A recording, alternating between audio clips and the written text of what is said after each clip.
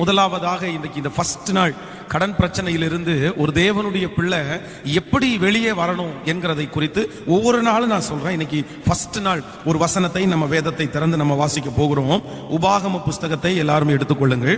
உபாகமும் 28ஆம் அதிகாரத்திலே 12வது வசனத்தை நம்ம எல்லாரும் வாசிக்க போகிறோம். உபாகமும் 28வது அதிகாரத்திலே 12வது வசனம் எல்லாரும் சேர்ந்து நம்ம வாசிக்கலாமா? 12வது வசனத்தை, ஏற்ற காலத்தில் உன் தேசத்திலே மழை பெய்யவும் நீ கையிட்டு செய்யும் வேலையிலெல்லாம் ஆசீர்வதிக்கவும் கர்த்தர் உனக்கு தமது நல்ல பொக்கிஷ சாலையாகிய வானத்தை திறப்பார். நீ அநேகம் ஜாதிகளுக்கு கடன் கொடுப்பாய், நீயோ கடன் வாங்காதிருப்பாய். இன்னொரு விஷயம் கூட நம்ம வாசிக்க போகிறோம். ஏற்ற காலத்தில் உன் தேசத்திலே மழை பெய்யவும் நீ கையிட்டு செய்யும் வேலையிலெல்லாம் ஆசீர்வதிக்கவும் கர்த்தர் உனக்கு தமது நல்ல பொக்கிஷ சாலையாகிய வானத்தை திறப்பார். நீ அநேகம் ஜாதிகளுக்கு கடன் கொடுப்பாய், நீயோ கடன் வாங்காதிருப்பாய். ஆண்டவருடைய பிள்ளைகளே, ஆண்டவர் இந்த இடத்திலே கர்த்தருடைய பிள்ளைகளுக்கு ஒரு நல்ல வாக்குத்தத்தத்தை ஆண்டவர் சொல்றாரு. நான் உன்னை ஆசீர்வதிப்பதற்காக நான் ஒரு காரியத்தை உனக்கு செய்வேன், ஒரு அற்புதத்தை நான் உனக்கு செய்வேன், ஏற்ற காலத்திலே உனக்கு ஒரு நன்மையை நான் கட்டளையிடுவேன். அந்த நன்மையை கட்டளையிடுகிற அந்த நேரத்தில் நீ அநேகம் ஜாதிகளுக்கு கடன் கொடுப்பாய், ஆனால் நீயோ கடன் வாங்காதிருப்பாய். நான் நம்புறேன், நான் விசுவாசிக்கிறேன், இந்த வார்த்தையை ஆண்டவர் இங்க இருக்கிற அநேகருடைய வாழ்க்கையிலே ஆண்டவர் நிறைவேற்ற போகிறார். ஏற்ற காலத்தில் ஆண்டவர் உங்களை ஆசீர்வதிப்பதற்கு அவருடைய பொக்கிஷ சாலையாகிய வானத்தை உங்களுக்காக ஆண்டவர் திறக்க போகிறார். திறந்து இன்றைக்கு ஒருவேளை நீங்கள் கடனோடு கூட இந்த ஜெபத்தில் கலந்து கொள்ளுகிறீர்கள். ஆனா நான் நம்புறேன், வெகு சீக்கிரத்தில் ஆண்டவர் உங்களை கடன் கொடுக்கிறவர்களாய், நீயோ அநேகம் ஜாதிகளுக்கு கடன் கொடுக்கிறவர்களாய் ஆண்டவர் உங்களை பிளஸ் பண்ணுவார் அப்படின்னு நான் ஆணித்தரமாய் ஆண்டவருடைய சமூகத்திலே விசுவாசிக்கிறேன். ஆண்டவருடைய பிள்ளைகளே, இந்த கடனில் இருந்து ஒரு தேவனுடைய பிள்ளை வெளியே வருவதற்கு மிக அவசியமான ஒன்று, நீங்கள் முதலாவதாக தெரிந்து கொள்ள வேண்டிய ஒன்று, பரிசுத்த வேதாகமம் இந்த இடத்துல நமக்கு சொல்லுகிறது, நீ அநேகம் ஜாதிகளுக்கு கடன் கொடுப்பாய். ஆண்டவர் கடனை நீங்க கொடுப்பீங்க அப்படின்னு சொல்றாரு. நீ கொடுப்ப, நீ நிறைய பேருக்கு கடன் கொடுப்பப்பா. ஆனா அடுத்த வார்த்தை சொல்லுது, நீயோ கடன் வாங்காதிருப்பாய், நீயோ கடன் வாங்காதிருப்பாய். சோ ஒரு தேவனுடைய பிள்ளையினுடைய வாழ்க்கையில முதலாவதாக ஒன்றை நீங்கள் தெரிந்து கொள்ளுங்கள், கடன் வாங்குவது தவறு என்கிற ஒரு எண்ணம் உங்களுக்குள்ள வராட்டா நீங்க நிச்சயமா கடனில் இருந்து வெளியே வரவே முடியாது. நிறைய பேர் என்ன பண்றாங்க அப்படின்னா, இந்த கடனை குறித்து அவர்களுக்குள்ள ஒரு நிரூபிக்கிற சக்தி இருக்குது. நான் என்ன தப்பு பண்ணேன், கடன் வாங்குறது என்ன பெரிய தப்பு, அப்படியெல்லாம் ஒன்றும் பெரிய தப்பு இல்லையே. நிறைய பேர் கடன் வாங்குறதை நியாயப்படுத்துகிறார்கள். ஆனா நீங்க கடன் வாங்குறத நியாயப்படுத்துகிற வரைக்கும், நீங்க கடன் வாங்குறத நிரூபிக்கிற வரைக்கும் நிச்சயமா சொல்றேன், கடன் பிரச்சனையிலிருந்து உங்களாலே வெளியே வரவே முடியாது. முதல்ல வேதத்தின்படி நான் வெளியே இருந்தெல்லாம் சொல்லல, ஆண்டவர் சொல்றாரு, நீயோ கடன் வாங்காதிருப்பாய். அப்பா நீ கடன் வாங்க கூடாதுப்பா, நீ வாங்குறது தப்புப்பா, கடன் வாங்குறது தவறு. நீங்கள் உங்களுடைய பிள்ளைகளுக்கு கற்றுக் கொடுக்க வேண்டியது என்ன அப்படின்னா, கடன் வாங்குறது சரின்னு சொல்லி கொடுக்க கூடாது, கடன் வாங்குறது தவறுன்னு சொல்லி கொடுக்கணும். அதான் இந்த ஸ்கூல்ல ஒரு நாள் என்னுடைய மகன் ஸ்கூல்ல எக்ஸாம்ல ரொம்ப அந்த எக்ஸாமை எழுதாம அவன் மார்க் ரொம்ப குறைவாய் அவன் வாங்கிட்டு வந்தான். அப்ப அவனுடைய ப்ரோக்ரஸ் ரிப்போர்ட்டை நான் அவன்கிட்ட பார்த்து கேட்டேன், என்னப்பா இந்த சப்ஜெக்ட்ல மட்டும் ரொம்ப நீ மார்க் கம்மியா எடுத்திருக்கிற, இதுல மார்க்கே இல்லையே, என்ன ஆச்சு அப்படின்னு கேட்ட உடனே அவன் சொன்னான், இல்ல டாடி நான் பெண்ணு வச்சிருந்தேன், அந்த பெண்ணை காணோம், அந்த பெண்ணு ஒன்றும் இல்லாம போயிருச்சு, நான் எழுதுறதற்காக பெண்ணை தேடினேன், கண்டுபிடிக்க முடியாதனால நான் கொஞ்ச நேரம் எழுதாம இருந்தேன், மிஸ்கிட்ட போய் கேட்டேன், இந்த மாதிரி எனக்கு பெண்ணை காணோம் அப்படின்னு சொன்ன உடனே அவங்க சொன்னாங்க, பெண்ணை காணோமா அப்படின்னா நீ எக்ஸாமே எழுத வேண்டாம், போய் உட்காரு அப்படின்னு சொல்லிட்டாங்க. பெல் அடிக்கிறதுக்கு ஒரு 5 மினிட்ஸ்க்கு முன்னாடி தான் பக்கத்துல வாங்கிக்கோ அப்படின்னு சொன்னாங்க. அப்போ அதனாலதான் இந்த எக்ஸாம்ல எனக்கு ரொம்ப கம்மியான மார்க் வந்திருக்கு. என்ன அவங்க மட்டும் அந்த பேனாவை வாங்குறதுக்கு ஒரு பெர்மிஷன் கொடுத்திருந்தா நான் அந்த எக்ஸாம்ல நல்ல மார்க் வாங்கி இருப்பேன் அப்படின்னு சொன்ன உடனே நானும் அடுத்த வார்த்தை என்ன சொன்னேன் அப்படின்னா, இல்ல நீ கொண்டு போகாதது தப்பு, நீ பேகுக்குள்ள இருக்கா இல்லையான்னு செக் பண்ணாதது உங்க தப்பு. இன்னொரு பிள்ளை இன்னொரு பையன் அவனுக்கு எழுதுறதற்காக அவன் வந்து ஒரு பெண்ணோ 2 பெண்ணோ கொண்டு வந்திருப்பான். உனக்கு அவன் கொடுத்துட்டான் அப்படின்னா அவனுக்கு ஒருவேளை எழுதுறதற்கு பெண் இல்லாம போயிருச்சுன்னா அது மிகப்பெரிய. அதனால மிஸ் சொன்னது வந்து தவறெல்லாம் கிடையாது. மிஸ் சொன்னது சரிப்பா, நீ வந்து நீ எழுதாம இருக்கிறதா கரெக்ட், நீ கொண்டு போகல. அடுத்தவங்களுடைய ஆசீர்வாதத்தை நீ வாங்கி வந்து அவங்களுடைய ஆசீர்வாதத்தை நீங்க கெடுத்துடக்கூடாது அப்படின்றது மாதிரி அவனிடத்துல பேசினோன்னு அவன் சொன்ன ஒரு பெண்ணெல்லாம் வாங்குறதெல்லாம் தப்பா அப்படின்னு சொன்ன உடனே ஆமாப்பா ஒரு பெண்ணு வாங்குறது கூட தப்புப்பா. ஆனா இன்னைக்கு நிறைய பெற்றோர்கள் நம்ம எதை கத்துக் கொடுக்கறது இல்லை அப்படின்னா இன்னொருத்தரிடத்துல நம்ம வந்து வாங்குறது தப்புன்றத நம்முடைய பிள்ளைகளுக்கு கூட நம்ம சொல்லி கொடுக்கிறது இல்லை. தயவு செய்து இந்த கடன் பிரச்சனையிலே உங்களுடைய வம்சத்தோட இந்த கடன் பிரச்சனை முடியட்டும், உங்க தலை மேல இருந்ததோட முடியட்டும். நான் சொல்றேன், உங்க பிள்ளைகள் உங்க பேர பிள்ளைகள் இனி உங்க சன்னதிக்கு இந்த கடன் பிரச்சனை தொடரவே கூடாது. அப்போ தொடராம இருக்கணும் அப்படின்னா கடன் என்கிற ஒன்று தவறு என்கிறத உங்க பிள்ளைகளுக்கு தயவு செய்து நீங்க கற்றுக் கொடுங்க. நீங்க மேல தயவு செய்து கோச்சுக்காதீங்க. நான் சொல்ல வரத தொடர்ந்து நீங்க கவனிங்க. அப்போ உங்களுக்கு புரியும் கடன் வாங்குறது தவறா சரியா அப்படின்றது. உங்களுக்கு கடைசி இந்த செய்தி முடிக்கும் போது புரியும் கடன் வாங்குறது தவறு என்று உங்களுடைய வருங்கால சன்னதிக்கு நீங்க சொல்லி கொடுக்காட்டா நிச்சயமா சொல்றேன் உங்க பிள்ளைகளையும் உங்களையும் கடனிலிருந்து வெளியே கொண்டு வரவே முடியாது.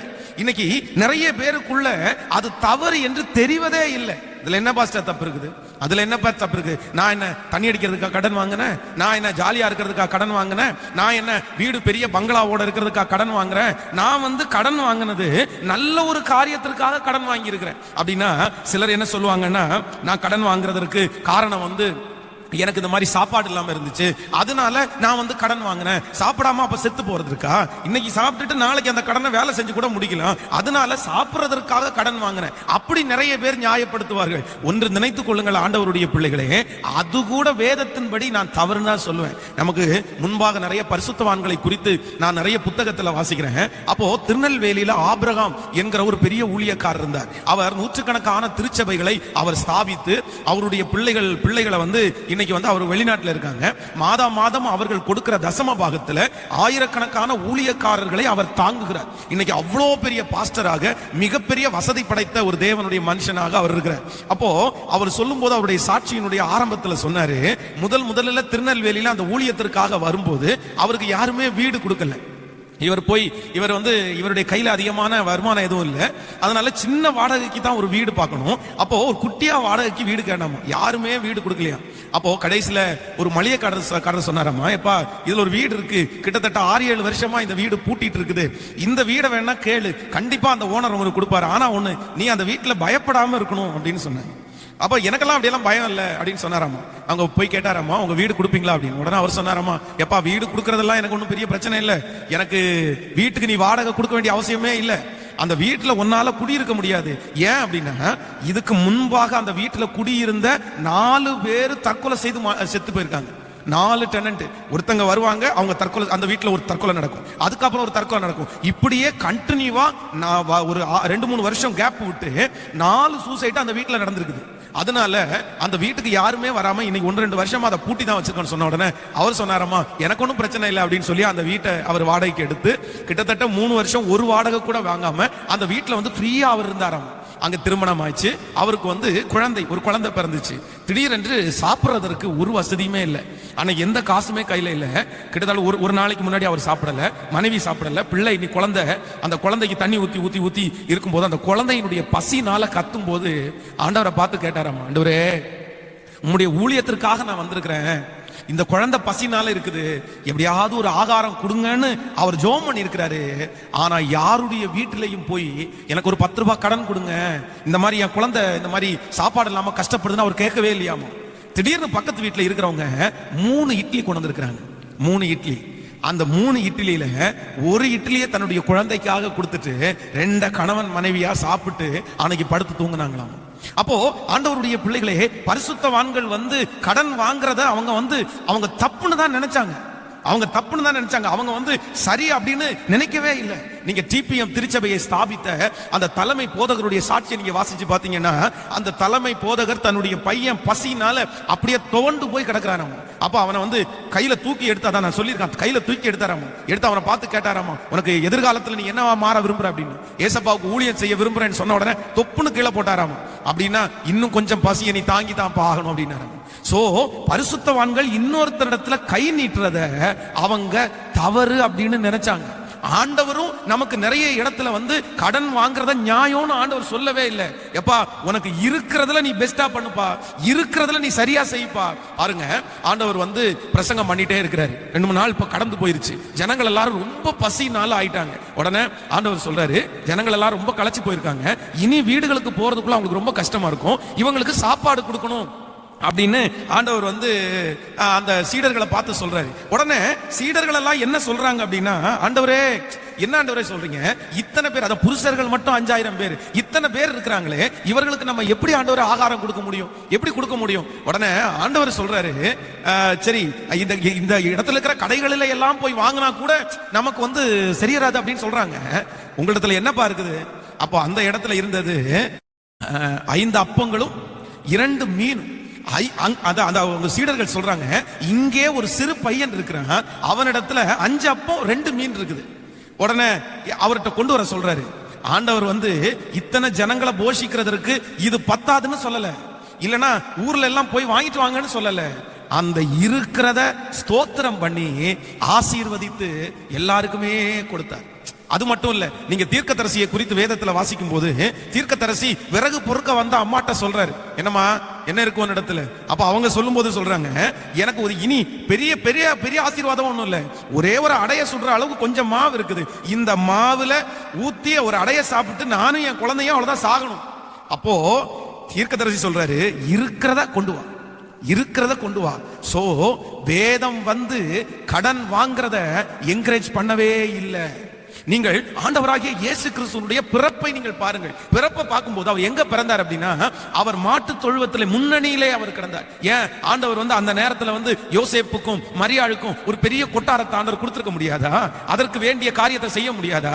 யோசேப்புக்கும் மரியாளுக்கும் நல்லாவே தெரியும், தன்னுடைய வயிற்றிலே பிறக்க போகிற குழந்தை இந்த தேசத்தை ஜனங்களை ரட்சிக்க போற குழந்தை, அதனால எங்கேயாவது ஒரு இடத்துல பெரிய இடத்துல தான் நம்ம வந்து இந்த குழந்தையை பெத்தெடுக்கணும்னு அவங்க நினைச்சு ஏதோ உதவி கேட்க வேண்டியதானே. அப்படி போய் இருக்கலாம் இல்ல? இல்ல இல்ல இல்ல, ஆண்டவரும் அதை அனுமதிக்கல, அவங்களும் அதை செய்யல.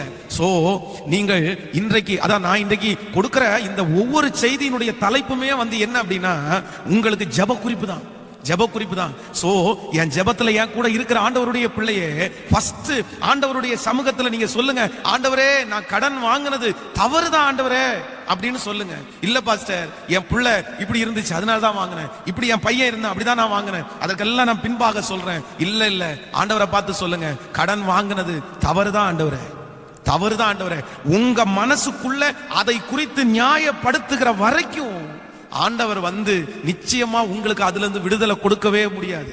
தன் பாவங்களை மறைக்கிறவன் வாழ்வடைய மாட்டான், அவற்றை அறிக்கை செய்து விட்டு விடுகிறவன் இரக்கம் பெறுவான்.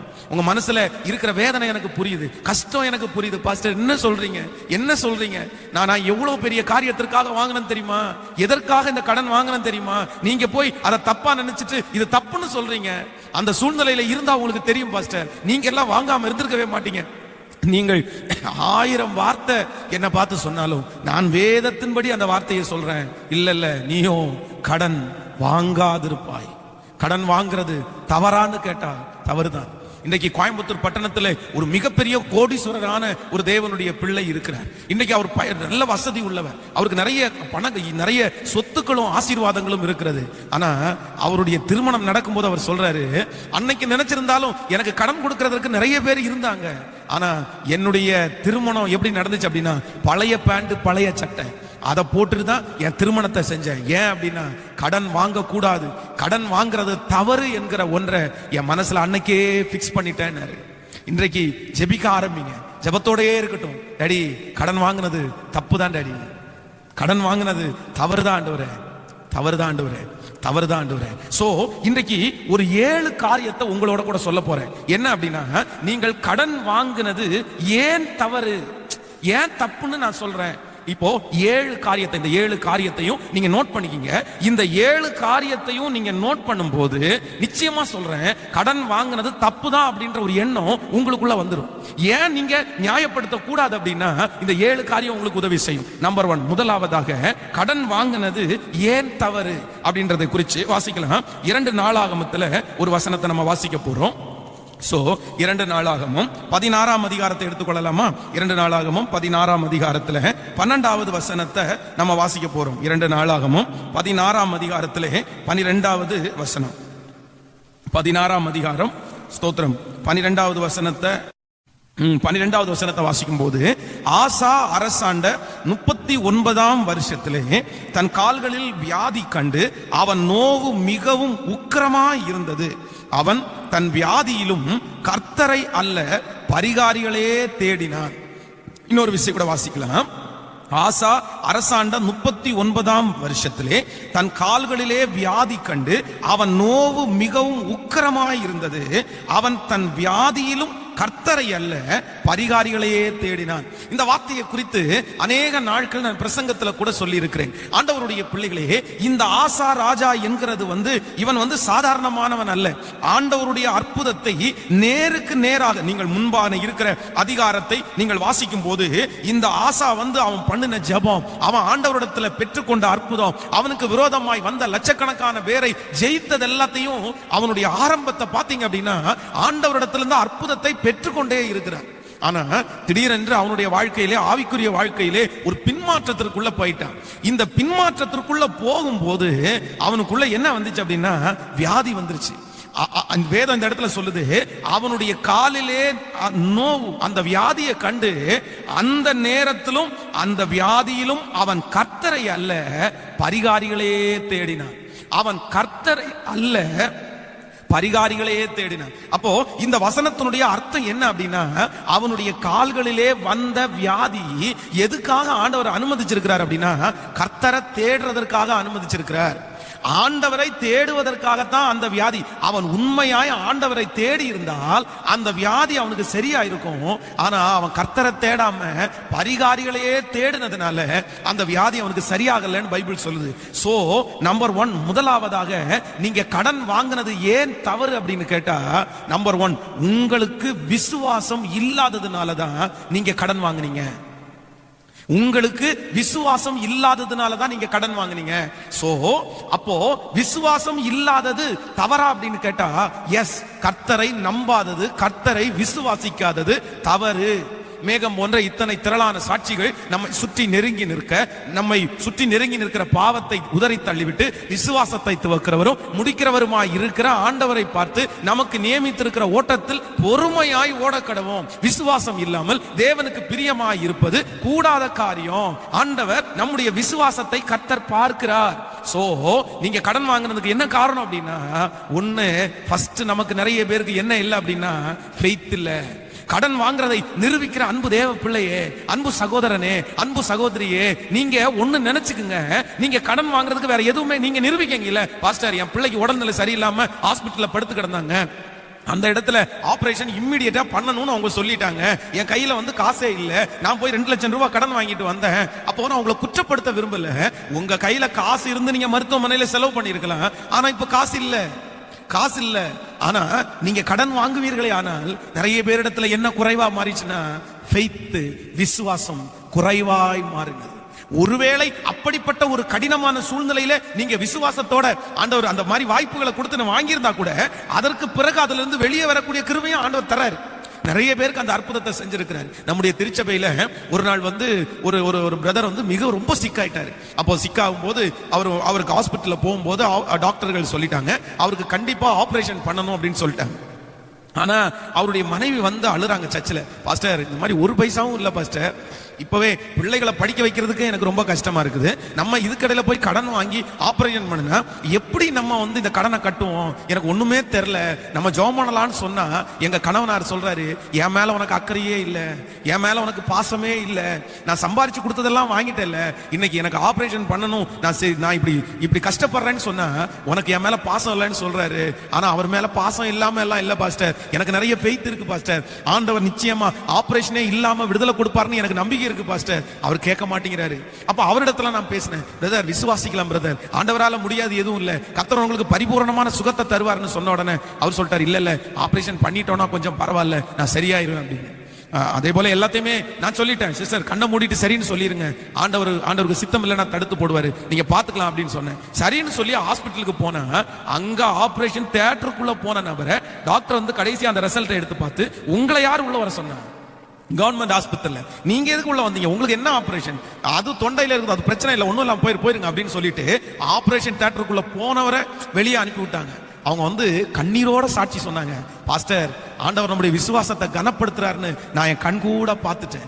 இன்னைக்கும் அந்த குடும்பம் திருச்சபையில சாட்சியா தான் இருக்கிறது. சோ நம்பர் 1, நான் எல்லாரையுமே சொல்லல, இந்த ஜெபத்துல இருக்கிற ஒரு சில நீங்க கடன் வாங்கினது ஏன் தப்பு அப்படின்னா, உங்களுடைய விசுவாச குறைவினால தான் நீங்க கடன் வாங்குனீங்க.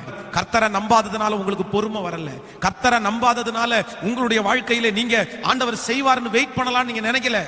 ஆண்டவரை நீங்க நம்பாததுனால தான் நீங்க கடன் வாங்கிட்டீங்க. ஆண்டவர் அற்புதம் செய்வார் என்று நம்பி இருப்பீர்களே, ஆனால் நிச்சயமா கடன் வாங்கியிருக்க மாட்டீங்க. உங்களை அறியாமலே அந்த நெருக்கம் ஆண்டவர் மேல இருக்கிற விசுவாசத்தை குறைச்சிருச்சு. நீங்க போய் வாங்கி அந்த பணத்தை கொடுத்து இப்ப சரி பண்ணலாம்னு சொல்லி நீங்க சரி பண்ணிட்டீங்க. பணத்தை கொடுத்து வாங்கிட்டீங்க, பணத்தை வாங்கி அந்த காரியத்தை செஞ்சு முடிச்சிட்டீங்க. உங்களுடைய அவிசுவாசம். சோ எல்லாரும் தப்புதான் ஆண்டவரே, தப்புதான் ஆண்டவரே. உண்மைதானே? உண்மையான நம்புறீங்களா? இருக்கிற நிறைய பேர் அப்படிதான் சிஸ்டர் பிரதர். நீங்க இன்னைக்கு வெட்கப்பட்டிருக்கிறீங்க, இன்னைக்கு நீங்க அவமானப்பட்டு போய் நிக்கிறீங்க, இன்னைக்கு மனம் நொந்து போய் இருக்கிறீங்க.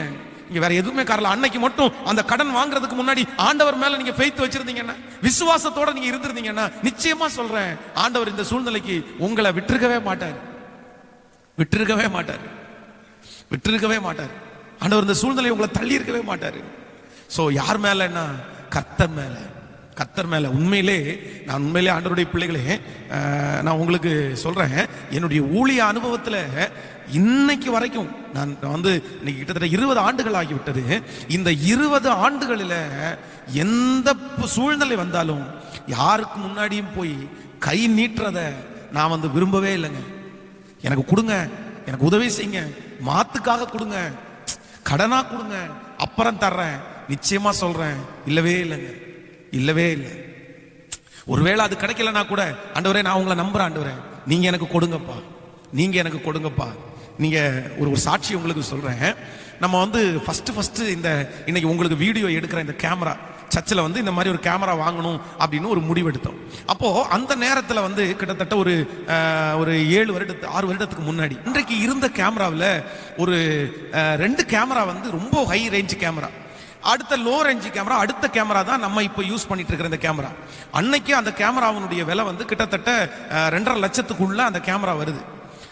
எனக்கு ஒண்ணுமே தெரியல எப்படி வாங்கணும் அப்படின்னு நினைச்சா, இந்த கேமரா வாங்கினா தான் அது நல்லா இருக்கும், அது யூஸ்ஃபுல்லா இருக்கும்னு அவங்க சொன்ன உடனே நான் வந்து ஒரு பேப்பர்ல வந்து அதை பிரிண்ட் எடுத்து, அந்த பேப்பர்ல வந்து அந்த கேமரா அதுக்கு மேல, அந்த பேப்பர் மேல, அந்த படத்து மேல கையை வச்சு, ஆண்டவரே நான் ஜெபிக்கிறேன், இது எங்களுக்கு பெரிய தொகை, இன்னைக்கு இருக்கிற அன்னைக்கு இருந்த சூழ்நிலை அது மிகப்பெரிய தொகை, அது இவ்வளவு தொகையை கொடுத்து நாங்க வந்து இந்த கேமரா வாங்க முடியாது, நீங்க தான் இறக்கம் செய்யணும் அப்படின்னு சொல்லி அந்த காரியத்தை ஜெபம் பண்ணிட்டு ஒரு நோட்டீஸ் போர்ட்ல மட்டும் இந்த மாதிரி, ஆண்டவர் நமக்கு இந்த கேமரா வாங்குறதுக்காக நம்ம முயற்சி எடுக்கிறோம், தேவனே இந்த கேமராவை எங்களுக்கு தாரும் அப்படின்னு அந்த ஜெப டீம் இடத்துல ஜெபிக்கிறதுக்காக நான் வந்து வச்சிருந்தேன்.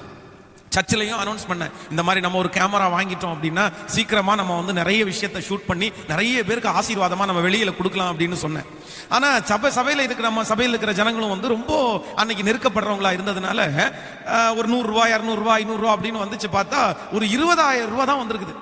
நாங்க வாங்க போற கேமரா வந்து கிட்டத்தட்ட 2.5 லட்சம் ரூபாய். வந்த பணம் அன்னைக்கு வந்தது பாத்தீங்க அப்படின்னா ஃபர்ஸ்ட் வந்தது 20,000 ரூபாய் வந்திருக்குது. எனக்கு அது ஒரு ஷாக்கா இருந்துச்சு. நான் என்ன நம்பினேன் அப்படின்னா, எப்படியும் நம்ம வந்து ஜெபம் பண்ணுவோம், நம்ம அனௌன்ஸ் பண்ணோம்னா ஆண்டவர் இறக்கம் செய்வார், ஜனங்கள் வந்து கொடுத்துருவாங்க அப்படின்னு எல்லாம் நான் நிறைய இது பண்ணோன்னே 20,000 ரூபாய் வந்த உடனே ஷாக் ஆயிட்டேன் நான். ஆனா அமைதியா வச்சுட்டேன் நான். அதை குறித்து அப்படியே அமைதியா வச்சு 1 மாதம் 2 மாதம் கிட்டத்தட்ட உண்மையிலே ஆண்டவருடைய பிள்ளைகளே, அந்த கேமரா ஆண்டவரே இது உங்களுக்கு விருப்பமானதா இருந்தால் எனக்கு நீங்க தருவீங்கப்பா, இது உங்களுக்கு சித்தமா இருந்துச்சுன்னா எனக்கு கிடைக்கும், நீங்க கிடைக்கிற வரைக்கும் நான் வந்து அதை வேற எந்த விதத்திலும் நான் வாங்க மாட்டேன். நம்முடைய திருச்சபையில வந்து அந்த கேமரா அன்னைக்கு இருக்கிற ஸ்டுடியோ ஒரு பிரதர் வந்து சொன்னார், பாஸ்டர் ஒன்றும் பிரச்சனை இல்லை, இருக்கிற 20,000 ரூபாயில் கட்டி இன்னொரு 30,000 ரூபாய் கூட 50,000 ரூபாய் கட்டி இஎம்ஐல எடுத்துடலாம், மாசம் மாசம் இவ்வளவு கட்டிட்டோம்னா அந்த கேமரா நமக்கு சொந்தமாயிரும் அப்படின்னு இஎம்ஐ கடனுக்காக சொன்னாரு. என்னமோ சொன்னாங்க. ஆனா நான் உண்மையிலேயே அந்த ஒரு டைம் திருச்சபையில அனௌன்ஸ் பண்ணிட்டு அதுக்கப்புறம் யோசிச்சேன், விட்டுருவோம் கர்த்தர் பார்த்துக்கிட்டோம். பல மாதங்கள் தாண்டி அந்த ஒரு கேமராவுக்காக பல மாதங்கள் நான் வெயிட் பண்ணேன். ஆனா எனக்கு ஒரு நம்பிக்கை இருந்துச்சு, என்னைக்கு ஆண்டவருக்கு அதை தரணும்னு எனக்கு விருப்பம் இருக்குதோ, இந்த ஊழியத்துக்கு ஆண்டவர் எப்ப தரணும்னு நினைக்கிறாரோ அப்ப தருவாரு. அது வரைக்கும் வெயிட். நீங்க கொடுப்பீங்கன்னு எனக்கு தெரியும்பா. அது 2 லட்சமோ 10 லட்சமோ 20 லட்சமோ நீங்க கொடுப்பீங்க. ஆனா நான் கடன் வாங்கி அதை வாங்க மாட்டேன். அது தப்பு. இன்று நான் நம்புறேன் கர்த்தர் அதுக்கப்புறம் அந்த கேமரா வாங்குறதுக்கு உதவி செய்தார். இன்றைக்கு அதன் மூலமாய் ஆயிரக்கணக்கான பேர் ரட்சிக்கப்படுறாங்க. அந்த நாட்கள் எல்லாம் முடிஞ்சிருச்சு. ஆனா நான் நம்புறேன் அன்றைக்கு எனக்கு அந்த விசுவாசத்தை ஆண்டவர் கொடுத்ததற்காக ஆண்டவருக்கு நன்றி செலுத்துகிறேன். சோ நம்பர் 1, முதலாவதாக நீங்க கடன் வாங்குறது ஏன் தப்பு அப்படின்னா, உங்களுக்கு விசுவாசம் நிறைய பேருக்கு குறைவா இருந்துச்சு, நம்பிக்கை குறைவா இருந்துச்சு. விசுவாசத்தினால் நீதிமான் பிழைப்பான். நம்ம தான் நிறைய பேர் ஹாஸ்பிட்டல் போயிட்டே இருக்கிறோம். ஆனா இன்றைக்கும் ஒரு கூட்டம் எந்த வியாதி வந்தாலும் மருத்துவமனைக்கு போக மாட்டோம், கர்த்தர் வச்சிருந்தா இருக்கட்டும், எடுத்துக்கிட்டா கர்த்தர் ராஜ்யத்துக்கு போவோன்னு ஹாஸ்பிட்டலுக்கு போகாம 80 வயசு 90 வயசு வரைக்கும் இன்றைக்கும் கர்த்தருடைய பிள்ளைகள் வாழ்ந்து கொண்டுதான் இருக்கிறார்கள். அந்த கிருபைக்காக ஆண்டவரிடத்துல கெஞ்சுறேன். நம்பர் 2, இரண்டாவதாக நீங்கள் கடன் வாங்கினது ஏன் தப்பு அப்படின்னு நான் சொல்றேன் அப்படின்னா, ஒரு வசனத்தை வாசிக்கலாமா? லூக்கா எழுதின சுவிசேஷத்தை எல்லாரும் எடுத்துக்கொள்ளலாம். லூக்கா எழுதின சுவிசேஷம் ஸ்தோத்திரம் 22ஆம் அதிகாரத்திலே நம்ம எடுத்துக்கொள்ளலாம். லூக்கா எழுதின சுவிசேஷம் 22ஆம் அதிகாரத்துல 22ஆம் அதிகாரம் 33வது வசனத்தை வாசிக்க போகிறோம். 22ஆம் அதிகாரம் 33வது வசனம். அதற்கு அவன், ஆண்டவரே, காவலிலும் சாவிலும் உம்மை பின்பற்றி வர ஆயத்தமா இருக்கிறேன். நீங்கள் 31 வாசிக்கும் போது, பின்னும் கர்த்தர், சீமோனே சீமோனே, இதோ கோதுமை சுளையினால் புடைக்கிறது போல சாத்தான் உன்னை புடைக்கிறதற்கு உத்தரவு கேட்டுக்கொண்டான். நானோ உன் விசுவாசம் ஒளிந்து போகாதபடி உனக்காக வேண்டிக் கொண்டேன். நீ குணப்பட்ட பின்பு உன் சகோதரனை ஸ்திரப்படுத்து என்றான். அதற்கு அவன், ஆண்டவரே, காவலிலும் சாவிலும் உம்மை பின்பற்றி வர ஆயத்தமாய் இருக்கிறேன் என்றான். நன்றாய் கவனிங்கள் ஆண்டவருடைய பிள்ளைகளே, நீங்க மிக கவனமா இந்த இடத்துல கவனிக்கணும். வேதம் நமக்கு மிக அழகா இந்த இடத்துல சொல்லுகிறது. பேதுருவை பார்த்து ஆண்டவர் சொல்றாரு, எப்பா இந்த மாதிரி உன்னை சோதிக்கிறதுக்காக சத்துரு என்கிட்ட பெர்மிஷன் கேட்கிறான், நான் உன் விசுவாசம் ஒளிந்து போகாதபடி உனக்காக நான் வந்து ஜெபம் பண்றேன் அப்படின்னு சொன்ன உடனே இவனுக்குள்ள ஒரு பெரிய கான்பிடென்ட் வருது. என்ன சொல்றீங்க? யாரை பார்த்து? நானா உங்களை மறுதளிக்கிறதா? நான் வந்து பின்மாறி போறதா? அப்படியெல்லாம் இல்லையே. காவலிலும் சாவலும் உண்மை நான் பின்பற்றுவேன். காவல் வந்தாலும் நான் உங்களை பின்பற்றுவேன், சாவு வந்தாலும் உங்களை பின்பற்றுவேன் ஆண்டவரே. அப்படியெல்லாம் இல்ல, நீங்க என்ன மட்டும் அப்படி நினைச்சுக்காதீங்க. அவன் மேல அவனுக்கு மிகப்பெரிய கான்பிடென்ட் இருக்குது, தன்னம்பிக்கை, தான் மேல நம்பிக்கை. இந்த பேதுரு இது மட்டும் இல்ல, நீங்க வந்து ஆண்டவர் கடல் மேல நடந்து வரும்போது எல்லாருமே போட்ல இருக்கிறாங்க, ஆண்டவரை பார்த்த உடனே பயப்படுறாங்க. ஆண்டவர் சொல்றாரு, நீ பயப்படாதீங்க, நான் தான் அப்படின்னு சொல்றாரு. சொன்ன உடனே பாத்தீங்கன்னா இவனுக்கு ஒரு கான்பிடென்ட் பாருங்க. ஆண்டவரே, நீரே ஆனால் நானும் நடந்து வரட்டுமா அப்படின்னு கேட்டாரு. உடனே ஆண்டவர் சொன்னார், வாடா அப்படின்னு. பொதுவாக இந்த பேதுருவை பொறுத்த அளவில் அவனுக்கு எப்பவுமே வந்து தன் மேல அவனுக்கு நம்பிக்கை அதிகமா இருக்கும், தன் மேல பயங்கரமான ஒரு நம்பிக்கை. ஆனா ஆண்டவர் வந்து அவரை பிடித்து கொண்டு போகும்போது அதே போல இவன் 3 விசை மறுதளிப்பான். மறுதளிச்சு ஆண்டவருடைய சமூகத்துல திரும்பி வந்து ஒப்புரவாயிருவான், மன்னிப்பு கேட்டுருவான். அதற்கு பிறகு ஆண்டவர் அவனை பார்த்து கேட்பாரு, நீ என்னை நேசிக்கிறாயா அப்படின்னு கேட்பாரு. அப்பதான் உண்மையை சொல்லுவான், ஆண்டவரே, நான் உண்மை நேசிக்கிறேன் என்கிறதை நீ அறிவீர். தான் மேல வச்சிருக்கிற கான்பிடென்ட் அது வரைக்கும் தன்னையே நம்பிட்டு இருந்தான். நான் காவலிலும் சாவலும் உண்மை பின்பற்றுவேன், அப்படியெல்லாம் பண்ணுவேன், இப்படியெல்லாம் பண்ணுவேன், நான் வந்துருவேன், நான் ஜெயிச்சிருவேன் அப்படின்னு. ஆனா அந்த ஒரு விழுகைக்கு பிற்பாடு இல்ல இல்ல இல்ல இல்ல, நம்ம கான்பிடென்ட் எதுவும் இல்ல, ஆண்டவர் நமக்கு பலன் கொடுத்தாதான் செய்ய முடியும்னு அறிக்கை செய்யற. அதான் சொல்றேன், ஆண்டவரே, நான் உண்மை நேசிக்கிறேன் என்கிறதை நீர் அறிவீர். உங்களுக்கு தான்ப்பா தெரியும், எனக்கு நான் அடிக்கடி விழுந்து போறேன்ப்பா. அப்போ ஒன்று நினைத்துக் கொள்ளுங்கள், இன்னைக்கு நிறைய பேர் கடன் வாங்கினதற்கு என்ன காரணம் அப்படின்னா, உங்க மேல நீங்க வச்சிருந்த அந்த கான்பிடென்ட் தான் காரணம். உங்க வேலை மேல நீங்க வச்சிருந்த கான்பிடென்ட், உங்க வருமானத்தின் மேல நீங்க வச்சிருந்த கான்பிடென்ட். நான் சொல்றேன், உங்க மேல நீங்க நம்பிக்கை வைக்க வேண்டாம். உங்களை குறித்து ஒரு பெரிய உயர்வான எண்ணம் உங்களுக்கு இருக்கிறது தவறு அல்ல. உலகத்துல இருக்கிற எல்லா மனுஷனும் சொல்லுவான் தன் மேல நம்பிக்கை வேணும், தன்னம்பிக்கை. தன்னம்பிக்கை உண்மைதான், உங்க மேல உங்களுக்கு நம்பிக்கை இருக்கிறது தவறல்ல. ஆனா ஒரு பெரிய கான்பிடென்ட், அதிகமான கான்பிடென்ட், கடவுளை விட நான் பண்ணிடுவேன் அப்படின்ற கான்பிடென்ட் உங்களுக்கு இருக்கக்கூடாது. அதான் நான் அடிக்கடி என்ன பொறுத்தளவு சொல்லுவேன், உலகத்தானுக்கு தன்னம்பிக்கை என்று ஒன்று இருக்கிறது, ஆனா ஆண்டவருடைய பிள்ளைகளுக்கு கடவுள் நம்பிக்கை என்ற மட்டும்தான் இருக்குது. என் மேல எனக்கு நம்பிக்கை இல்லப்பா, என்னை பலப்படுத்துகிற கிறிஸ்துவினாலே எல்லாவற்றையும் செய்ய எனக்கு பலன் உண்டு. என்னுடைய கான்பிடென்ட்னால அல்ல, என் மேல நான் வச்சிருக்கிற நம்பிக்கையினாலே அல்ல, என் கூட கர்த்தர் இருக்கிறார், அதனால நான் எல்லாம் செய்வேன். உங்களுக்கு புரியும்னு நினைக்கிறேன். உலகத்தான் எந்த இடத்துல பார்த்தாலும் தன்னம்பிக்கை தன்னம்பிக்கை தன்னம்பிக்கைன்னு எழுதிட்டே போட்டுருவாங்க. தன்னம்பிக்கை தான் உன்னை வளர்த்தும், தன்னம்பிக்கை தான் உன்னை. ஆனா ஆண்டவருடைய பிள்ளைகளை பொறுத்த அளவில் இல்ல, கடவுள் நம்பிக்கை கடவுள் நம்பிக்கை கடவுள் நம்பிக்கை, ஆண்டவர் மேல நம்பிக்கை ஆண்டவர் மேல நம்பிக்கை. எனக்குள்ள இருக்கிற ஆண்டவர் செய்து முடிப்பார். சோ இன்னைக்கு நிறைய பேர் ஏன் கடன் வாங்குறாங்க அப்படின்னா, அவங்க மேல அவங்களுக்கு ரொம்ப நம்பிக்கை வந்துருச்சு. நான் கட்டிடுவேன், நான் கொடுத்துருவேன், எனக்கு வயசு கம்மியா தானே ஆகுது, எனக்கு இப்படி இருக்குல்ல, எனக்கு இவ்வளவு சம்பளம் வருது இல்ல, எனக்கு இந்த வேலை இப்படி வருமானம் வருது இல்ல, என் மேல நம்பிக்கை. ஆனா உங்க மேல அன்னைக்கு நீங்க நம்பிக்கை வைக்காம ஆண்டவர் ஒருவேளை இந்த சூழ்நிலையெல்லாம் மாத்திட்டாருன்னா, ஆண்டவர் இந்த சூழ்நிலை என்ன சொல்றாரு, நமக்கு ஒருவேளை இப்படிப்பட்ட மாற்றங்கள் வந்துச்சுன்னா நம்ம என்ன செய்வோம் அப்படின்னு யோசிச்சிருந்தா நிறைய பேர் இன்னைக்கு கடன் வாங்க மாட்டீங்க. சோ கடன் வாங்குறதுக்கு ஏன் தப்பு அப்படின்னா, உங்க மேல நீங்க நம்பிக்கை வச்சதுனால அது தவறு என்று நான் கருதுறேன். எப்பவுமே ஒரு தேவனுடைய பிள்ளைக்கு அவங்க மேல நம்பிக்கை வேண்டாங்க. நான் செஞ்சிருவேன் அப்படின்னு செய்யக்கூடாது. என்னை பலப்படுத்துகிற கிறிஸ்துவினால் எல்லாவற்றையும் செய்ய எனக்கு என் மேல இருக்கிற நம்பிக்கை விட எனக்கு உள்ள இருக்கிறவர் மேல எனக்கு நம்பிக்கை. என் சரீரம் பலவீனமானதுதான், என் மூளை அது குறைவானதுதான், என் பலன் குறைவுதான். ஆனா எனக்கு உள்ளே இருக்கிற ஆண்டவர், என்னை வழி நடத்துகிற ஆண்டவர் பெரியவர். உங்களுக்குள்ள இருக்கிற ஆண்டவரை நீங்க நினைச்சிருந்தீங்க அப்படின்னா நீங்க கடன் வாங்க போய் நின்று இருக்க மாட்டீங்க. நீங்க ஆண்டவரை மட்டும் தான் நம்பி இருப்பீங்க. அவர் செய்வாரு, அவர் மேல எனக்கு எல்லாமே இருக்குது, அவர் மேல நம்பிக்கை இருக்குது அப்படின்னு நீங்க அவர் மேல சொல்வீங்க. ஆனா அவர் மேல நம்பிக்கையை குறைச்சு உங்க மேல நம்பிக்கை வந்ததுனாலதான் நீங்க நிறைய பேர் போய் கடன் வாங்கிட்டீங்க. சோ இப்ப சொல்லுங்க, தப்பா சரியா? சோ நம்பர் 1, முதலாவதாக நீங்க கடன் வாங்குறது ஏன் தப்புனா, நீங்க கடன் வாங்குறதுக்கு காரணம் உங்களுக்குள்ள ஃபெய்த் இல்லாதனால தான் வாங்குறீங்க. நம்பர் 2, நீங்க கடன் வாங்குறது ஏன் தவறுன்னு சொல்றேன் அப்படின்னா, நீங்க உங்க மேல நம்பிக்கை வச்சதுனாலதான் நீங்க கடன் வாங்குறீங்க, ஆண்டவர் மேல நம்பிக்கை வைக்கல. நம்பர் 3, மூன்றாவதாக ஒரு காரியத்தை நம்ம வாசிக்க போறோம், மிக முக்கியமான காரியம். 1 ராஜாக்களின் புஸ்தகத்தை நாம் எடுத்துக்கொள்ளலாம். 1 ராஜாக்களின் புஸ்தகம் 12ஆம் அதிகாரத்தை எடுத்துக்கொள்ளலாமா?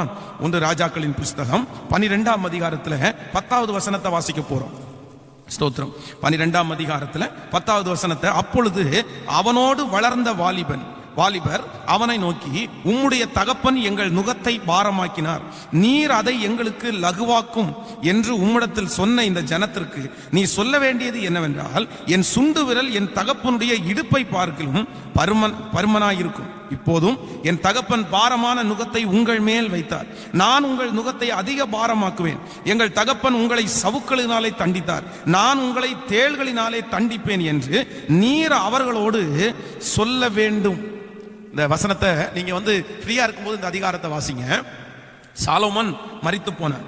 அவனுடைய சார்பில் இப்போ அவனுடைய மகன் ரகோபயாம் இங்கே ராஜாவாக அமர்ந்திருக்கிறான். அப்போ அவன் ராஜாவாக அமர்ந்திருக்கும் போது தேசத்துல இருக்கிற எல்லாருமே வராங்க.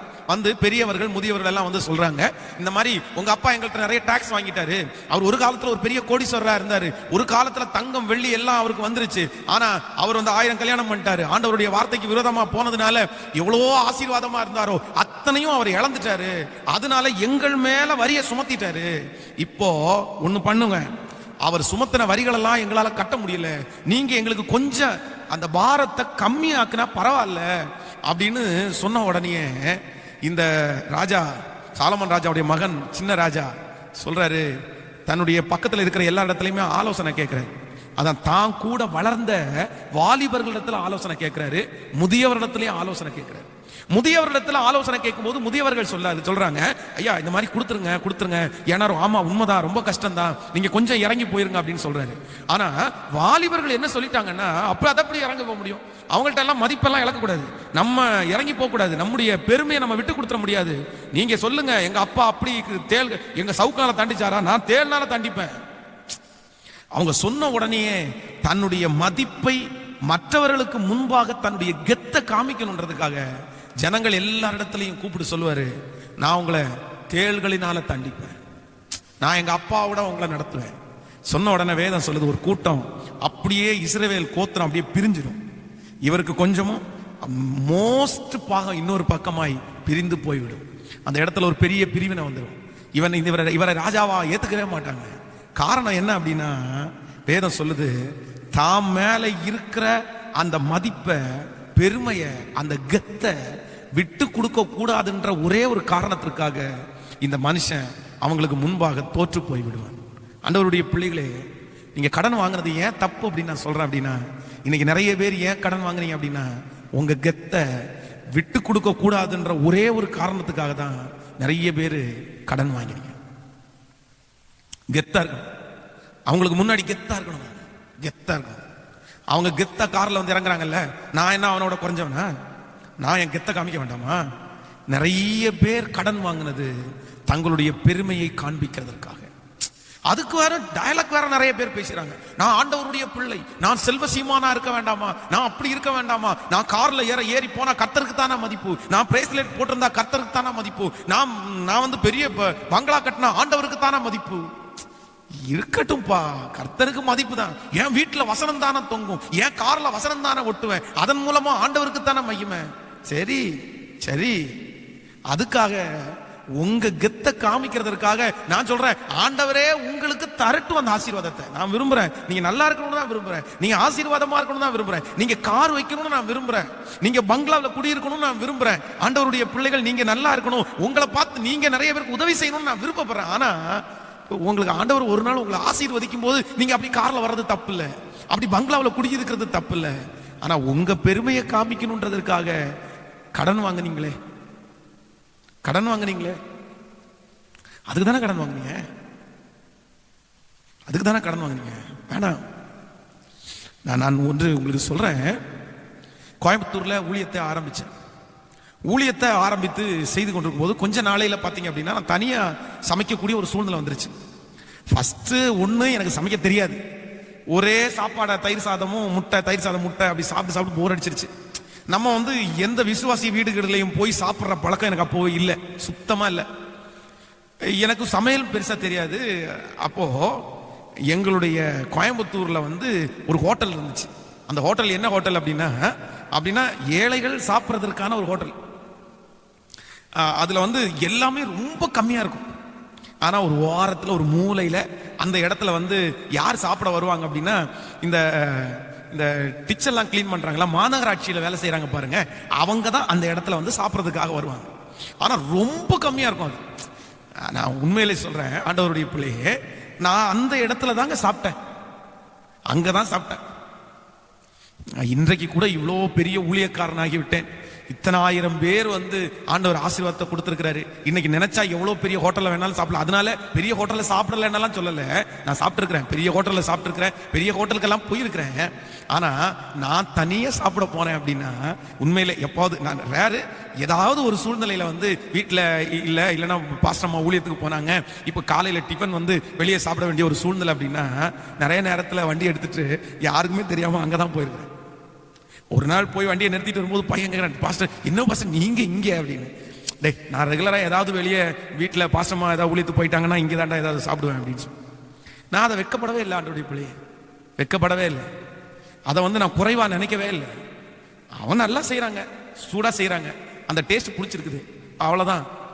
அந்த இடத்துல ஆண்டவர் என்ன பெருசா உட்கார வச்சிருக்க, 5 ஸ்டார் ஹோட்டல்ல கூட உட்கார வச்ச ஆண்டவர் சாப்பிட வச்சிருக்கிறார். ஒரே சாப்பாடு 4000 ரூபாய் கட்டி எல்லாம் வாங்கி கொடுத்துருக்காங்க. என்னப்பா இவ்வளோ காஸ்ட், நம்ம சாப்பிட்டா எவ்வளோப்பா சாப்பிடுவோம், அப்படியெல்லாம் கூட வாங்கி கொடுத்துருக்காங்க. கர்த்தர் அப்படி வச்சிருக்கும் போது கர்த்தருக்கு ஸ்தோத்திரம். ஆனா என் கெத்த காமிக்கணும்ன்றதற்காக எந்த பொருளையும் வாங்கினதும் இல்லை, எந்த இடத்துல போய் நின்னதும் இல்லை. ஆண்டவருடைய பிள்ளைகளே, உங்களுக்கா ஆண்டவர் தரும்போது கர்த்தருக்கு ஸ்தோத்திரம்.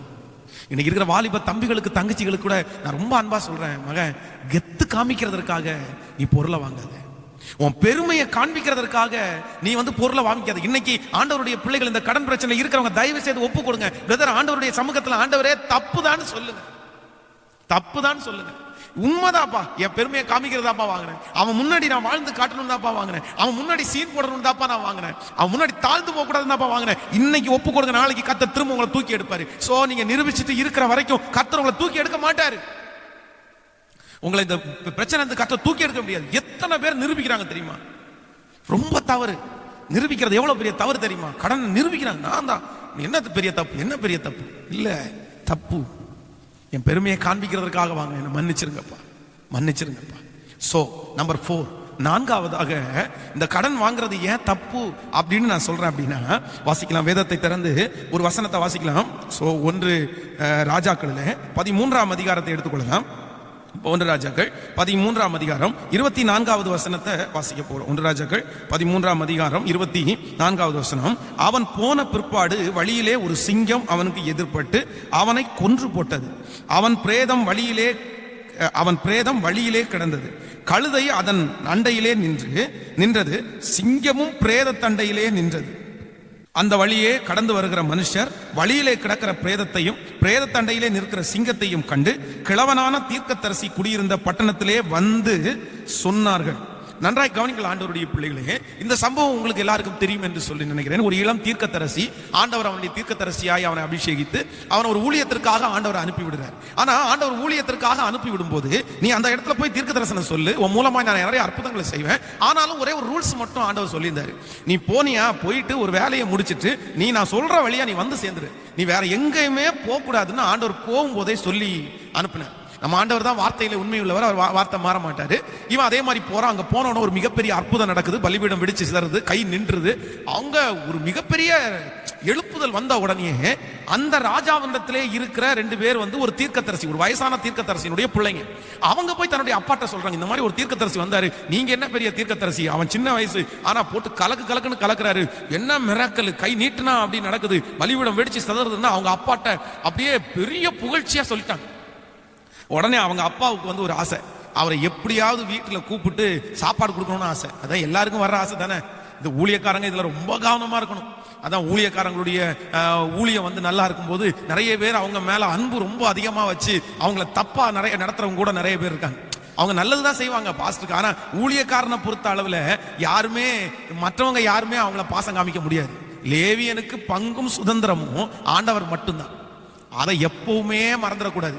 நீங்க என்ன நேசிக்கிறீங்க, நிறைய பேர் நானும் நேசிக்கிறேன், நிறைய பேருக்கு பிள்ளையா, நிறைய பேருக்கு சகோதரனா, நிறைய பேர் ரொம்ப சந்தோஷமா இருந்தாலும் ஆனா அதிகமா நீங்க நேசிச்சிட முடியாது.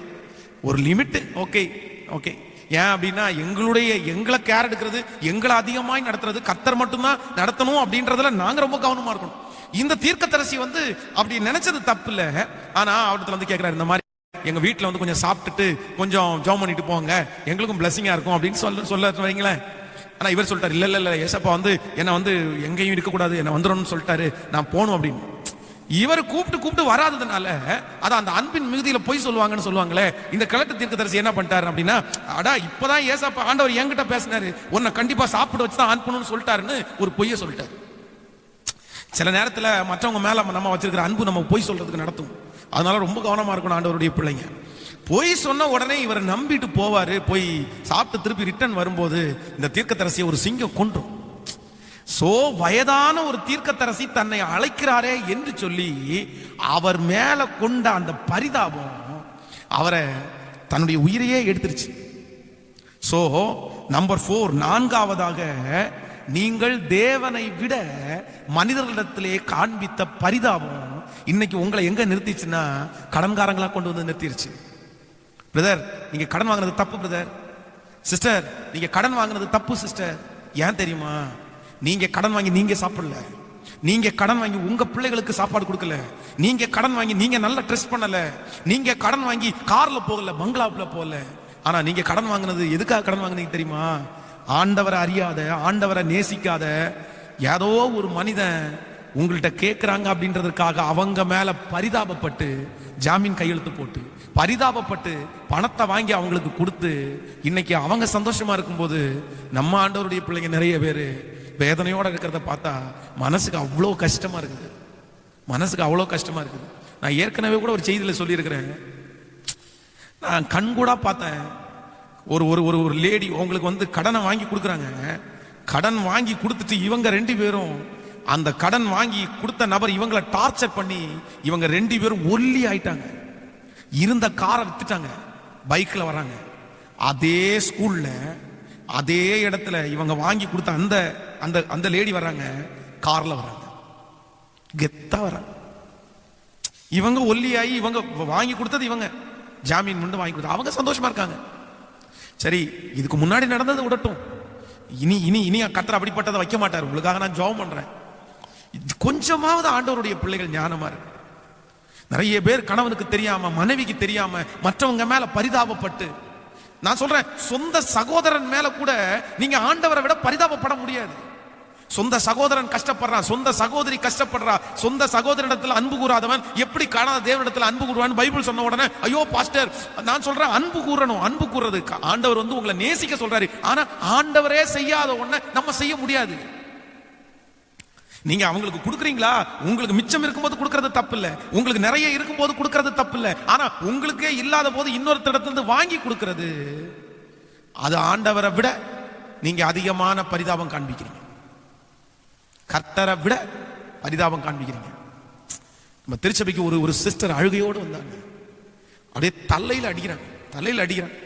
என்ன சிஸ்டர் கேட்ட, பாஸ்டர் 3 வருஷத்துக்கு முன்னாடி எங்க தம்பி ஒரு பெரிய பிரச்சனையில சிக்கிட்டான். போலீஸ் அவனை பிடிச்சிருச்சு. அவனை ஜாமீன்ல எடுத்தே ஆகணும். அவங்க மனைவி என்கிட்ட வந்து அழுதுட்டு இருக்கிறாங்க. எங்க கணவனாரிடத்துல போய் கேட்டேன், இந்த மாதிரி பணம் தேவைப்படுது அப்படின்னு. உடனே அவர் சொன்னாரு, நம்மகிட்ட ஒண்ணுமே இல்லையப்பா, நம்ம எதை வச்சு நம்ம கொடுப்போம், அதனால விட்டுரு, அவங்க ஏதாவது ஒன்று ரெடி பண்ணிக்குவாங்க, அதனால விட்டுருன்னு சொன்னாரு.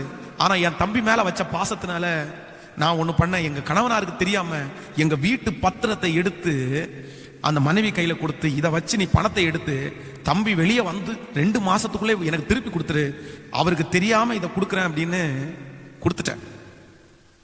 என் தம்பி வந்துட்டான் வெளியே. 2 மாசம் ஆச்சு, 2 வருஷம் ஆச்சு, இன்னைக்கு 3வது வருஷம். இன்னும் என் தம்பி பத்திரத்தை திருப்பி எனக்கு கொடுக்கல. இப்ப கேட்டா அவன் வந்து உன் பாடு அப்படின்னு சொல்றான். என் கணவனார் வீட்டை கொஞ்சம் எக்ஸ்டென்ஷன் பண்ணலாம் அப்படின்னு பத்திரத்தை கேட்கிறாரு. நான் பத்திரத்தை எப்படி சொல்லுவேன்னே தெரியல. இது மட்டும் தெரிஞ்சிருந்தா என் கணவனார் என்னை வீட்டை விட்டே துரத்திடுவாரு, நான் என்ன பதில் சொல்லுவேன் அப்படின்னு அழுதாங்க. உங்க தம்பிகிட்ட கேட்டீங்களா அப்படின்னு கேட்டா, என் தம்பிகிட்ட கேட்டேன் பாஸ்டர், ஆனா அவன் கையை விரிச்சிட்டான். அவன் என்ன திட்டுறான், அவன் மேல பரிதாபம் காமிச்சேன். கூட பிறந்த ரத்த சம்பந்தமான உறவு. மற்றவங்களுக்கு ஹெல்ப் பண்றது தப்பு இல்லை ஆண்டவருடைய பிள்ளையே. அதுக்காக தான் ஆண்டவர் நம்மளை வச்சிருக்கிறாரு.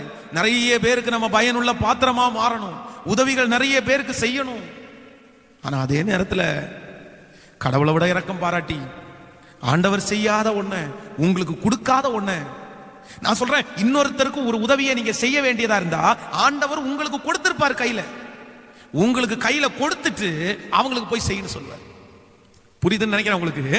ஆண்டவர் மற்றவர்களுக்கு நீங்கள் உதவி செய்யணும்னு ஆண்டவர் வச்சிருந்தாருன்னா உங்க கையில கொடுத்துட்டு நீ போய் செய்வாங்களே அப்படின்னு சொல்லுவார். நீங்க செய்யலைன்னா தப்பு. ஆனா அதே நேரத்தில் உங்க கையில அவங்களுக்கு கொடுத்திருக்கிற ஒண்ண உங்க கையில ஆண்டவர் கொடுக்கல அப்படின்னா நோ,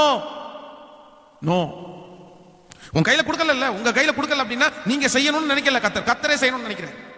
அதை ஏன் ஆண்டவருடைய பிள்ளைங்க நினைக்க மாட்டேங்கிறீங்க? சோ நீங்க கடன் வாங்குறது தப்பு. ஏன் அப்படின்னா நீங்க நிறைய பேர் கடன் வாங்கினது ஆண்டவரை விட அதிகமா பரிதாபம் காமிச்சு தான் கடன் வாங்குறீங்க. சொல்லுங்க அப்பாவை பார்த்து, தப்புதான் ஆண்டவரே.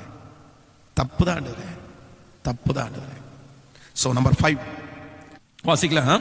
எண்ணாகமம் 22ஆம் அதிகாரத்தை எடுத்துக்கொள்ளலாம். எண்ணாகமம் 22ஆம் அதிகாரம் 9வது வசனத்தை நம்ம வாசிக்க போறோம். எண்ணாகமம் 22வது அதிகாரத்துல ஸ்தோத்திரம் 9வது வசனத்தை வாசிக்கலாம். தேவன் பிலேயாமிடத்திற்கு வந்து, உன்னிடத்தில் இருக்கிற இந்த மனிதர் யார் என்றார்.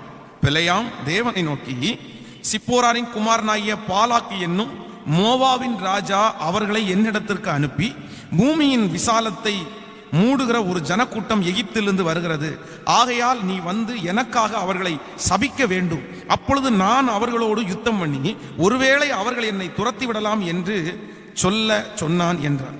அதற்கு தேவன் பிலேயாமை நோக்கி, நீ அவர்களோட போக வேண்டாம், அந்த ஜனங்களை சபிக்கவும் வேண்டாம், அவர்கள் ஆசீர்வதிக்கப்பட்டவர்கள் என்றார். பிலேயாம் காலையிலே எழுந்து பாலாக்கின் பிரபுக்களை நோக்கி, நீங்கள் உங்கள் தேசத்திற்கு போய்விடுங்கள், நான் உங்களோட கூட வருகிறதற்கு கர்த்தர் எனக்கு உத்தரவு கொடுக்க மாட்டோம் என்கிறார் என்று சொன்னார். இந்த சம்பவத்தை நீங்க ஃப்ரீயா இருக்கும்போது நீங்க ஃபுல்லா வாசிங்க. அப்படின்னா இந்த பிலேயாம் என்ற தீர்க்கதரிசி உங்களுக்கு பலருக்கு தெரியும். இந்த பிலேயாம் என்கிற தீர்க்கதரிசி இஸ்ரவேல் ஜனங்களை சபிக்கிறதற்காக பாலாக்கு வந்து ஒரு கூட்டத்தை அனுப்பியிருக்கிறார். நீங்க ஒண்ணுமே பண்ண வேண்டாம், வந்து சபிச்சிட்டீங்க அப்படின்னா உங்களுக்கு என்ன கேட்கறீங்களோ நான் கொடுத்துறேன் அப்படின்னு சொல்றேன். அப்ப ஆண்டவரே வாலண்டியரா பேசுறாரு, யார்ப்பா அவங்க கூட வந்திருக்கிறது, இந்த மாதிரி பிலேயாம் அனுப்பி விட்டு ஆட்கள் வந்திருக்காங்க அப்படின்னு சொன்ன உடனே இவர் என்ன சொல்றாரு அப்படின்னா, ஆண்டவர் என்ன சொல்றாருன்னா, வேணாம் அவன் கூட நீ போகாத, அந்த ஜனங்களை சபிக்கவும் முடியாது, அது ஆசீர்வதிக்கப்பட்ட ஜனம் அப்படின்னு ஆண்டவர் வந்து தீர்க்கதரிசியின் இடத்துல சொல்லிட்டார். இவரும் அதே போல அந்த கூட்டத்தில் போய் நான் வர முடியாது, ஆண்டவர் என்கிட்ட வேண்டான்னு சொல்லிட்டாரு, அனுப்பி விட்டாரு. ஆனா பாலாக்கு வந்து இந்த பிலேயாமுக்கு ஆசை காமிக்கிறான், உனக்கு அதை தந்துடுவேன், உனக்கு இதை தருவேன், உனக்கு இப்படியெல்லாம் நான் பண்ணுவேன் அப்படின்னு ஆசையை காமிச்சு ஆசையை தூண்டி, ஏற்கனவே ஒரு டைம் ஆண்டவர் வேணான்னு சொல்லிட்டார். அதான் நான் ஃபர்ஸ்டே சொன்னேன், ஆண்டவர் ஒரு காரியத்தை வேணான்னு சொல்லிட்டாருன்னா விட்டுறணும், அவ்வளவுதான். அதை திரும்ப திரும்ப திரும்ப திரும்ப திரும்ப உங்க மனசுக்குள்ள அந்த ஆசையை வச்சுட்டு ஆண்டவரே மாற மாட்டீரோ, ஆண்டவரே செய்ய மாட்டீரோ அப்படின்னு கேட்கிற மாதிரி ரெண்டாவது டைம் ஒரு டைம் கேட்கிறேன், ஆண்டவரே இந்த மாதிரி கூப்பிடுறாங்க. ஆண்டவர் என்ன சொல்லிட்டாரு அப்படின்னா, சரி போ, சரி போ போன்னு சொன்ன ஆண்டவருக்கு வந்து பயங்கரமான கோவம். அதான் பொதுவா வந்து கணவன் மனைவியை பாத்தீங்க அப்படின்னா, இந்த மனைவி ஏதாவது கேட்டாங்கன்னா கணவனார் சொல்லு வேணாம் அப்படின்னு ஃபர்ஸ்ட் சொல்லுவாரு. திரும்ப இவங்க மேல ஆசை வச்சோம்னா இல்ல இல்ல இல்ல அப்படின்னு பேசணும்னா சரி சரி சரி போ போய் தொலை அப்படின்னு சொன்னாலும் இவருடைய மனசுக்குள்ள சே நம்ம ஃபீலே புரிஞ்சுக்கல பாரு அப்படின்னு சிலர் நினைப்பாங்கல்ல. அதே மாதிரி ஆண்டவரும் தீர்க்கதரிசியை அவ்வளவு நேசிச்சாரு. அவ்வளவு நேசிச்சதுனால தான் ஆண்டவர் சொல்றாரு, ஃபர்ஸ்டே நீ போக வேணான்னு சொல்லிட்டாரு, அவ்வளவுதான் முடிஞ்சிருச்சு. திரும்ப திரும்ப திரும்ப ஆண்டவரிடத்துல போய் கேட்டதுனால ஆண்டவர் கோபமா தான் சொல்றாரு, போ அப்படின்னாரு. ஆனா போற வழியில ஆண்டவர் எச்சரிக்கிறாரு. இத்தனையும் தாண்டிட்டு தான் மனசின் மேல இருந்த அந்த பொருளாசையினால சபிக்கிறதுக்காக போய் நின்னான். சோ கவனிங்க, இன்றைக்கு இருக்கிற ஆண்டவருடைய பிள்ளைகள் நிறைய பேருடைய வாழ்க்கையில நீங்கள் கடன் வாங்கினது ஏன் தவறு அப்படின்னா, நிறைய பேர் கடன் வாங்குறதற்கு காரணம் நீங்க ஆசை கொண்டதுனாலதான். உங்க ஆசைகள் தான், உங்க ஆசை தான் நிறைய நேரத்துல கடன் வாங்க வச்சிருச்சு. யாரோ ஒருத்தர் உங்களை ஆசை காமிச்சாங்க, உனக்கு அதை தரேன், உனக்கு இதை தரேன், இத்தனை 5 ரூபா போட்டேன்னா 10 ரூபா வரும், 10 ரூபா போட்டேன்னா 100 ரூபாய் வரும், 100 ரூபாய் 200 ரூபாய் மாறிடும். கவனிங்கள், இதுல ஆண்டவருடைய பிள்ளைங்க ரொம்ப கவனமா இருக்கணும். கவனிங்கள், லாட்டரி சீட்டுனால வருகிற பணம் ஆண்டவருடைய பிள்ளைகளுக்கு வேண்டாம். அதே போல இப்ப நிறைய பேர் இந்த ஷேர் மார்க்கெட்ல இருக்கிற எல்லா தேவனுடைய பிள்ளைகளும் ஒன்றை நீங்கள் மறக்காமல் நீங்கள் புரிந்து வைத்துக் கொள்ளுங்கள். ஷேர் மார்க்கெட்ல இருக்கிறவங்க தயவு செய்து எவ்வளவு சீக்கிரமாய் நீங்கள் வெளியே வர முடியுமோ வந்துருங்க, எவ்வளவு சீக்கிரமா வர முடியுமோ வந்துருங்க. ஏன் அப்படின்னா அந்த பணம் உழைக்கிற பணம் அல்ல, அது எப்படிப்பட்ட சூதாட்டத்திலேயோ எதுல நடக்குதுன்னே தெரியாது. பணத்தை 10 லட்சம் ரூபாயை போட்டுட்டு இது பெருகுமா பெருகுமா பெருகுமா பெருகுமான்னு சொல்லி நிறைய பேர், அதுவும் லாட்டரி சீட்டும் ஒண்ணுதான். என்ன பொறுத்த அளவுல ஷேர் மார்க்கெட்டும் லாட்டரி சீட்டும் ஒண்ணுதாங்க. நீங்க ஒரு பிசினஸ் ஆரம்பிக்கிறீங்க, உழைக்கிறீங்க, நீங்க செய்யறீங்க, ஞானமா இருக்கிறீங்க, கர்த்தர் ஆசீர்வதிப்பார், அது வேற. அது என்னன்னா அந்த ஆசை காமிக்கிறது தான். இன்னைக்கு உலகத்துல இருக்கிற நிறைய பேரை கடனுக்குள்ள எப்படி தள்ளுறாங்கன்னா ஆசையை காமிச்சிடறாங்க, ஆசையை தூண்டி விடுறாங்க. அந்த ஆசைக்கு அடிமையான நிறைய பேரு கடன்காரர்களாய் மாறிடுறாங்க. இல்ல, போதும் என்கிற மனதுடைய தெய்வ பக்தியே மிகுந்த ஆதாயம். தரிசனம் தேவைதான், ஆனா ஆசை தேவையில்லை. தரிசனம் நான் வளரணும், நான் பெரிய ஆளா ஆண்டவரை கொண்டு வந்து நிறுத்தணும், இது தரிசனம். நீ உன் தரிசனத்தினுடைய விரிவாக்கு, எல்லைகள் விரிவாக்கட்டும், நிறைய செய்யணும்னு ஆசைப்படுங்க, அதெல்லாம் தப்பு. ஆனா பேராசை, பண ஆசை, யாரோ ஒருத்தர் அப்படி சொல்றாங்கன்றதற்காக ஆண்டவருடைய பிள்ளைகள் இன்றைக்கு ஒப்பு கொடுங்க. நீங்க கடன் வாங்குறது ஏன் தவறு அப்படின்னா, ஆண்டவரே உண்மை அப்படிதான்ப்பா, எனக்கு நிறைய ஆசை, யாரோ எனக்கு ஆசையை காமிச்சிட்டாங்க, அதனாலதான்ப்பா. சோ நெக்ஸ்ட் நம்பர் 6, 6வது ஏன் கடன் வாங்கினது தப்பு அப்படின்னு சொன்னா, வாசிக்கலாம் ஒரு வசனத்தை நம்ம எடுக்க போறோம். 1 சாமுவேலின் புஸ்தகம் 15ஆம் அதிகாரத்தை எடுத்துக்கொள்ளுங்கள். 15ஆம் அதிகாரத்துல 23வது வசனத்தை நம்ம வாசிக்க போறோம். 15ஆம் அதிகாரம் 23வது வசனத்தை வாசிக்கலாமா? 23வது வசனத்தை நம்ம வாசிக்கலாம். இரண்டகம் பண்ணுதல் பில்லிசூனிய பாவத்திற்கும் முரட்டாட்டம் பண்ணுதல் அவபக்திக்கும் விக்கிரக ஆராதனைக்கும் சரியாயிருக்கிறது. நீர் கர்த்தருடைய வார்த்தையை புறக்கணித்தபடினாலே அவர் உம்மை ராஜாவாய் இராதபடிக்கு புறக்கணித்து தள்ளினார் என்றார். இன்னொரு விஷயம் கூட வாசிக்கலாம். இரண்டகம் பண்ணுதல் பில்லி சுனிய பாவத்திற்கும் முரட்டாட்டம் பண்ணுதல் அவபக்திக்கும் விக்கிரக ஆராதனைக்கும் சரியாயிருக்கிறது. நீர் கர்த்தருடைய வார்த்தையை புறக்கணித்தபடினாலே அவர் உம்மை ராஜாவாய் இராதபடிக்கு புறக்கணித்து தள்ளினார் என்றார். இங்கே இந்த சவுல் ராஜாவை குறித்து வேதம் நமக்கு மிக அழகாய் சொல்லுகிறது. கவனிங்க, இந்த சவுல் ராஜா ஆண்டவர் இந்த இடத்துல சொல்றாரு, எப்பா நீ இரண்டகம் பண்ணுதல் பில்லி சூனிய பாவத்திற்கும் முரட்டாடம் பண்ணுதல் விக்கிரக ஆராதனைக்கும் சரியா இருக்குது. பொதுவாகவே இந்த சவுல் ராஜா, நீங்கள் இந்த சவுல் ராஜாவை குறித்து வேதம் சொல்லுது, பொதுவாகவே ஆண்டவர் இஸ்ரவேல் ஜனங்களுக்கு கொடுத்த ஒரு மிகப்பெரிய வார்த்தை என்ன அப்படின்னா, பில்லி சூனியக்காரர்களை நீ பக்கத்திலேயே வைக்க கூடாதுன்னு ஆண்டவர் சொல்லியிருக்கிறார். நீங்கள் யாத்ராகமும் 22ஆம் அதிகாரம் 18வது வசனத்தை நீங்க வாசிக்கும் போது அது எழுதப்பட்டிருக்கும். யாத்ராகமும் 22ஆம் அதிகாரம் 18வது வசனத்தை வாசிக்கும் போது, சூனியக்காரியை உயிரோடே வைக்க வேண்டாம். ஆண்டவர் இஸ்ரவேல் ஜனங்களுக்கு கொடுத்த ஒரு மிகப்பெரிய சட்டம் என்னன்னா, சூனியம் பார்க்கிறவங்கள நீ உயிரோட கூட வைக்க கூடாது, உன் தேசத்துல அவங்க இருக்கவே கூடாதுன்னு ஆண்டவர் சொல்லி இருக்கிறாரு. அதே போல இந்த சவுல் ராஜா ராஜ்யபாரம் பண்ணும்போது அந்த மாதிரி நிறைய செஞ்சாலும், ஆனா கடைசியில இவர் யாருக்கு முன்னாடி போய் நின்னார்னா, சூனியக்காரி அம்மாவுக்கு முன்னாடி தான் போய் நின்னார். சோ ஞானமாய ஆண்டவருடைய சமூகத்திலே, கர்த்தர் சமூகத்துல நின்று இருப்பாருன்னா ஒரு விடுதலை கிடைச்சிருக்கும். ஆண்டவர் பேசியிருப்பாரு, ஆண்டவர் மன்னிச்சிருப்பாரு, அவருடைய ஜீவனாவது நல்லா இருந்திருக்கும். ஆனா ஞானமே இல்லாம எந்த சூனியக்காரிய உயிரோட வைக்க வேணான்னு ஆண்டவர் சொல்லி ஒரு நாள் அந்த வார்த்தைக்கு கீழ்ப்படிஞ்சு சூனியக்காரிய அழிச்சாரோ, அதே மனுஷன் சூனியக்காரி இடத்துல போய் நின்னாங்க. கவனிங்க, இன்றைக்கு ஆண்டவருடைய பிள்ளைகளை நீங்கள் கடன் வாங்கினது ஏன் தவறு அப்படின்னா, நீங்க ஞானத்தோட அல்ல, நீங்க ஞானம் இல்லாதவர்களா இருந்ததுனாலதான் கடன் வாங்கினீங்க. உங்க ஞான குறைவு, உங்க ஞான குறைவு. நீங்க ஞானமா இருந்திருந்தீங்கன்னா அந்த கடன்ல போய் வாங்கிருக்க மாட்டீங்க. சோ ஆண்டவரே, நான் ஞானத்துல குறைவுள்ளவனப்பா, குறைவுள்ளவனப்பா, குறைவுள்ளவன். நம்பர் 7, கடைசியா கடன் வாங்கினது ஏன் தவறு அப்படின்னா, வாசிக்கலாம் ஒரு வசனத்தை. 2 சாமுவேலின் புஸ்தகத்தை எடுத்துக்கொள்ளலாம்.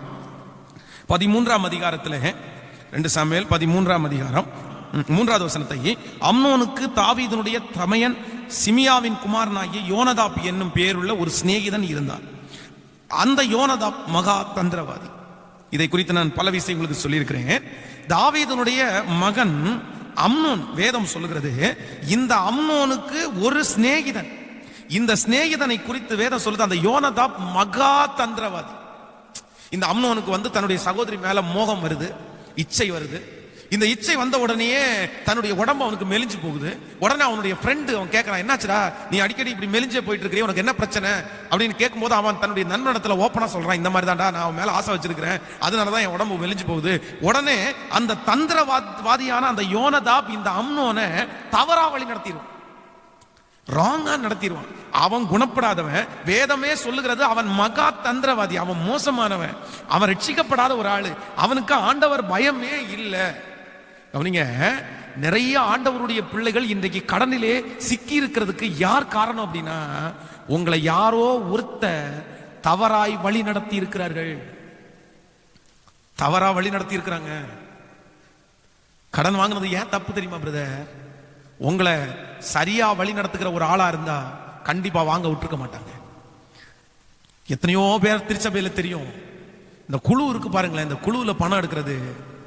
சகோதரிகள் இதுல நிறைய ஜாக்கிரதையா இருக்கணும். ஒரு சகோதரிய எத்தனை லட்சம் ரூபாய் எடுக்க சொல்லி இவங்க நிறைய பேருக்கு ஜாமீன் நிக்க சொல்லி இன்னைக்கு அந்த குடும்பமே ஒண்ணும் இல்லாம போயிடுச்சுங்க, குடும்பமே ஒண்ணும் இல்லாம போயிடுச்சு. தவறான வழி நடத்து. உங்க கூட இருக்கிற ஃப்ரெண்ட்ஸ் சொல்லுவாங்க, வாங்கடா ஈஸியா கிடைக்குதுடா. அவன் சொல்லி நம்பி அவங்கள்ட்ட போய் 10 லட்சம் 5 லட்சம் 2 லட்சம். ஆண்டவருடைய பிள்ளைகள் ஒன்று நினைத்துக் கொள்ளுங்கள், தயவு செய்து தவறான ஒரு வழி நடத்துதலுக்கு இடம் கொடுக்காதீங்க.